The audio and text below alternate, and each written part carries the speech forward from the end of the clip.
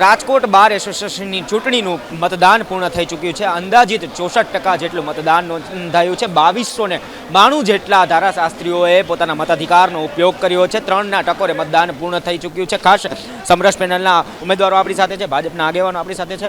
પ્રથમ તો માધવભાઈ, આપને જ પ્રશ્ન પૂછવા માંગીશ, જે રીતે આજે મતદાન નોંધાયું છે, ગયા વર્ષ કરતાં આ વખતે પ્રમાણમાં થોડુંક કહી શકાય કે મતદાન વધુ નોંધાયું, શું લાગે છે ભાજપ લીગલ સેલ પ્રેરિત જે પેનલ છે તેનું ભવિષ્ય?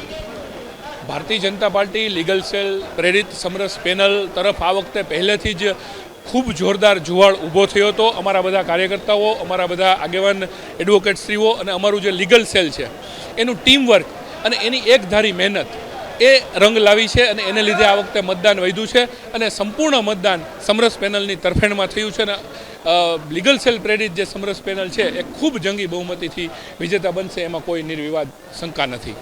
જીતનો વિશ્વાસ છે। કમલેશભાઈ આપણી સાથે છે। કમલેશભાઈ, અંશતઃ ક્યાંક વધુ મતદાન કોના તરફ પરિણામનો ઝુકાવ વધારી દેશે?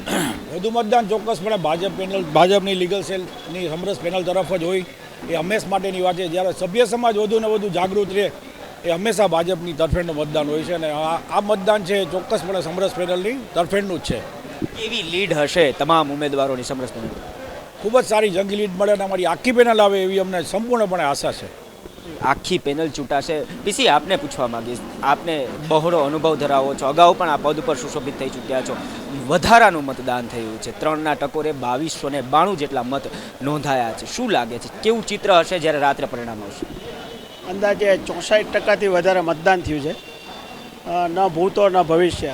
ખૂબ જ સરસ એક તરફી અને આખું જે વાતાવરણ હતું કોર્ટનું એ સમરસ પેનલ તરફ હતું, એ એકદમ ઉડીને આંખે વળગતું હતું, એટલે જીત નિશ્ચિત છે। એનો માર્જિન 500થી વધુ હશે એવી પૂરી આશા છે અમે। તમામ ઉમેદવારોનું માર્જિન 500થી વધુ હશે। સુરેશભાઈ, આપની ક્યાંક એવું માનવામાં આવે છે કે કાટેકી ટક્કર હતી ઉપપ્રમુખ પદ માટે, શું લાગે છે મતદાન પૂર્ણ થઈ ચૂક્યું છે? એ એટલા માટે કાટેકી ટક્કર હતી કારણ કે હું છે એ ફ્રેશ ઉમેદવાર હતો, મારી સામે જે એસકે જાડેજા હતા એ અવારનવાર ચૂંટણી લડી ચૂકેલ છે અને અવારનવાર એ ચૂંટણી જીતા પણ છે, એટલા માટે એવું કહેવાતું હતું। આ વખતેની જે સમરસ પેનલ છે એ ભાજપ પ્રેરિત સમરસ પેનલ હતી અને ભાજપનું હંમેશા માઇક્રો પ્લાનિંગ રહેલું છે, એટલે ચૂંટણીની અંદર જે નાનામાં નાના કાર્યકરોએ જે કામ કરેલું છે ગ્રાઉન્ડ લેવલથી, તો અત્યાર સુધીનું એ જે કાંઈ આ પરિણામ તમે જુઓ છો કે આટલું મતદાન, તો એ બધા જે કાર્યકરો છે એને ફાળે જાય છે આ બધું, અને કાર્યકરોને અમે જશ આપીએ છીએ। શું લાગે છે રાત્રે જ્યારે પરિણામ આવશે ત્યારે શું પરિણામ? મને પરિણામમાં 250થી 500ની લીડ દરેક છે ને ઉમેદવારોમાં મને જણાય છે।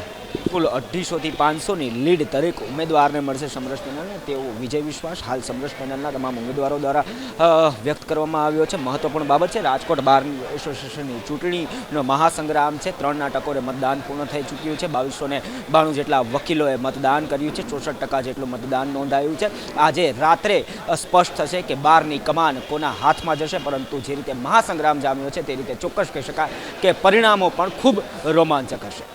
કેમેરા પર્સન ગઢિયા સાથે ગૌરવ રાજસિંહ, અબ તક ચેનલ, રાજકોટ।